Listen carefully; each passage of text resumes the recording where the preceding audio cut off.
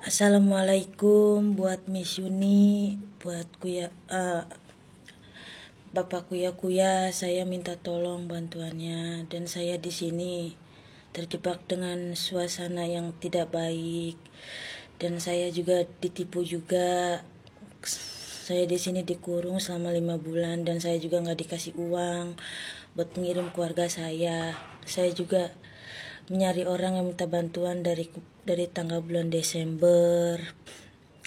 Saya bingung minta bantuan sama siapa. Sekarang saya udah menemukan Miss Yuni, udah sangat-sangat bersyukur dan terima kasih sudah mau bantu. Miss Yuni, tolong Devi ya, sama teman-teman Devi. Assalamualaikum, saya Sugi Purnamawati, saya dari Desa Jambak, Kecamatan Cikedung, Kabupaten Indramayu. Saya korban perdagangan orang bermodus pengantin pesanan. Sebelumnya, akun TikTok saya mendapat DM dari akun TikTok Sidel yang tidak saya kenal. Akun TikTok tersebut menawarkan perkawinan dengan orang Cina dan menjanjikan keluarga saya akan dijamin setiap bulannya. Terus katanya juga dia memiliki saham di salah satu perusahaan di Sulawesi, Indonesia. Tapi kenyataannya setelah saya melakukan pernikahan siri, perjanjian sebelumnya saya tidak pernah dikasih uang. Jangankan untuk mengirim keluarga di rumah, di sini saja saya hanya diberi untuk beli sayuran dan dimakan bersama. Kalau saya menagih janjinya, marah-marah dan mengadu ke agensi, lalu agensi menegur saya. Untuk itu, pemerintah Indonesia, saya minta bantuannya Bapak Presiden Prabowo dan Ibu Bapak Bupati Indramayu. Saya pengen pulang karena setiap saya pulang saya dimintai uang 65 juta. Sekali lagi, Pak Presiden Prabowo, mohon bantuannya. Saya pengen pulang, Pak. Halo teman-teman yang ada di Indonesia atau dimanapun kalian berada, khususnya untuk perempuan kalian harus berhati-hati karena para pelaku-pelaku TPPO atau human traffic ini punya modus baru. Jadi modusnya mereka ini adalah mereka datang ke desa-desa terpencil ya, atau daerah-daerah yang mana masih memiliki perawan-perawan cantik yang tidak terjamah oleh sosial media atau informasi-informasi mengenai TPPO atau modus-modus seperti ini. Jadi mereka juga ini sampai berkoordinasi dengan pihak-pihak tertentu, misalnya ada ustaz-ustaznya atau pendeta-pendetanya atau kepala-kepala desanya. Mereka ini semuanya berkoordinasi untuk mencarikan pasangan para bule Cina ini ya, atau orang asing ini yang datang ke Indonesia untuk dinikahkan secara resmi. Nah, setelah itu kalian akan dibawa ke negaranya. Setelah itu nggak tahu nasib kalian itu seperti apa. Ini kebetulan ada orang yang menginformasikan ke saya, kebetulan juga teman lama saya. Jadi saudaranya ini hampir aja terkena modus TPPO seperti ini. Untung aja keluarganya mulai sadar dan langsung mengembalikan uang maharnya, yang mana diberikan mahar sebanyak 50 JT. Setelah itu dibalikan uang maharnya dan praktek ini itu benar-benar teman-teman semuanya terkoordinasi ya.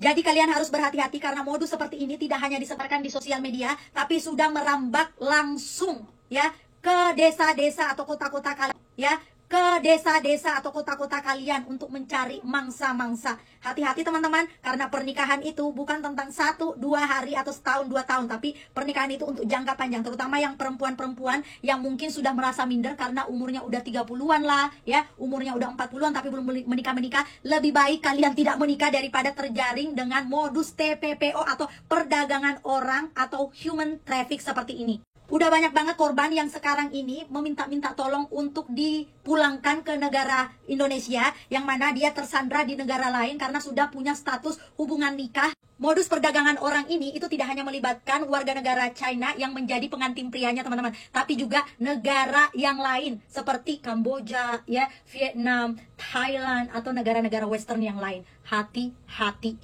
ya, modusnya sekarang ini udah merambah ke Indonesia banyak banget. Mulai sadar teman-teman.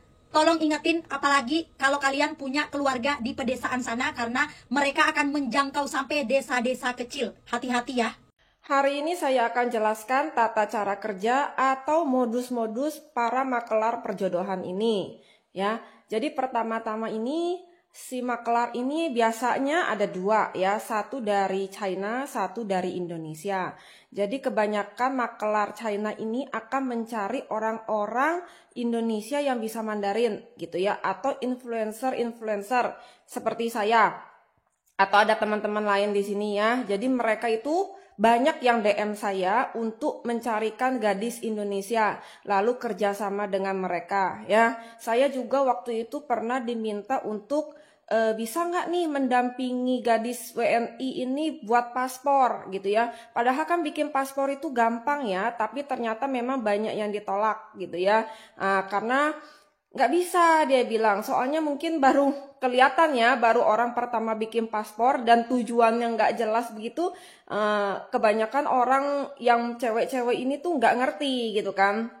Jadi kalau ditanya petugas imigrasinya biasanya gitu kan, kelihatan pasti ditolak seperti itu. Lalu setelah dapat nih ya, makelarnya sudah dua nih ya, mereka itu mencari targetnya. Jadi kalau yang orang Tiongkok ini mencari cowok-cowok Tiongkok, sedangkan yang orang Indonesia ini mencari cewek-cewek Indonesia. Makelar Tiongkok ini dia akan mencari cowok-cowok yang sisa-sisa lah ya intinya. Jadi seperti yang dalam kalangan miskin, tinggal di kampung atau pegunungan yang pelosok-pelosok begitu ya. Terus yang biasanya yang ada di badannya itu ada cacat-cacatnya, misalnya matanya gimana gitu ya, atau gimana ada cacat-cacatnya, atau yang sudah berumur ya 40 tahun ke atas, atau yang memang susah dapat jodoh begitu ya, susah dapat gadis ya, atau yang sudah kawin cerai ya, pokoknya yang bermasalah begitulah ya, yang bermasalah seperti itu. Lalu makelar yang Indonesia ini dia akan mencari gadis-gadis Indonesia ya yang muda-muda, yang dari kalangan ekonomi rendah atau berpendidikan rendah begitu ya. Jadi biasanya kan mereka akan mencari yang umur 20, 21 ya, tapi mereka cari juga yang di bawah umur gitu ya. Misalnya yang sekitar 18 tahun ke bawah gitu ya. Mereka bisa mencari cara untuk memasukkan identitasnya. Dia memasukkan identitasnya, jadi yang asalnya umurnya masih di bawah umur, dia bisa naikin jadi berumur seperti itu ya. Nah, lalu si makelar cowok ini ya, yang makelar dari Tiongkok ini, dia akan meminta cowok-cowok China ini sekitar 300 jutaan ke atas minimal ya, 300 jutaan ke atas. Lalu kasih ke pihak perempuannya ini sekitar 30 atau 40 juta. Sisanya itu mereka yang ambil ya. Jadi setelah misalnya dia ngurus dokumen atau ngurus-ngurus yang lain itu, ya yang bisa masuk kantong pribadi itu sekitar 200 jutaan. Saya pikir itu ada begitu ya. Oke, habis itu pihak cowok ini pasti datang ke Indonesia ya, jadi mungkin dia tinggal di situ itu ya sebulan, 2 bulan gitu ya. Mereka ketemu beberapa kali ya, bukan pacaran ya, walaupun pacaran juga singkat-singkatnya gitu ya, singkat mungkin gitu ya. Habis itu mereka akan melangsungkan pernikahan secara agama di Indonesia ya, entah itu misalnya cuman ijab kabul atau apa seperti itu. Lalu mereka ke China ya, menikah di China. Kalau di China itu menikah pasti secara resmi, jadi dapat buku nikahnya begitu ya, buku nikah yang warna merah itu. Nah, mereka menikah resmi di sana. Sudah itu ya, nah mulailah begitu ya. Jadi biasanya nih kebanyakan karena mereka kan nggak bisa bahasa ya, mereka itu komunikasi lewat WeChat. Translate ya, pokoknya translatean lah ya, pakai handphone kayak gitu ya. Terus cowok ini karena dia takut gitu ya, karena dia udah keluar duit banyak ya, kan namanya juga misalnya miskin ya, misalnya orang miskin gitu ya, dia udah keluar habis-habisan, dia takut ceweknya pergi kabur gitu ya, dia simpen lah paspornya ya, nggak kasih ceweknya lagi keluar gitu ya, takut dia kabur ya, atau dia jadi pelit banget ya, karena dia udah keluar duit banyak habis-habisan ya, dia tidak akan royal ya, biasanya kayak begitu gitu. Nah terus biasanya yang cewek ini dia akan biasanya bantu kerja di ladang gitu ya, atau memang tugasnya disuruh untuk melahirkan anak saja begitu ya, atau jadi pembantu gratis di rumah ya. Seperti itulah pokoknya. Nah, di balik pernikahan ini ada yang memang pure murni untuk menikah, atau memang ada perjanjian-perjanjian di belakangnya. Misalnya seperti cerita kemarin tuh, kawin kontrak ya. Yang selama ini saya tahu itu ada yang kayak tukar tambah begitu ya. Jadi waktu itu saya di catatan sipil ketemu orang yang kemarin baru menikah, lalu besoknya tuh sudah cerai ya, sudah cerai. Terus dia itu bawa, cowoknya nih bawa macam-macam barang gitu ya buat kasih ke yang tukang menikahnya itu, ke kantor catatan sipil ya. Dia bawa barang, makanan kayak gitu, ayolah kayak gitu ya, nikahin aku lagi gitu ya. Jadi dia di situ cerai dan dia menikah lagi dengan cewek yang baru dalam 1 hari. Itu saya ketemu ya, itu saya ketemu. Nah, terus mungkin ya seperti itu ya, ada yang kawin kontrak, ada yang tukar tambah, atau ada perjanjian di belakangnya. Misalnya kalau misalnya ada yang cerai gitu ya, misalnya nggak cocok, cerai, nah diganti lagi yang baru begitu ya, diganti baru lagi gitu ya. Maharnya udah nggak usah dikembaliin atau apa, saya nggak tahu kalau modus-modus yang lain di belakang itu ya. Mungkin teman-teman di sini ada yang tahu modus-modus lain ya. Jadi di belakang pernikahan ini perjanjiannya apa aja, bisa tulis di kolom komentar ya.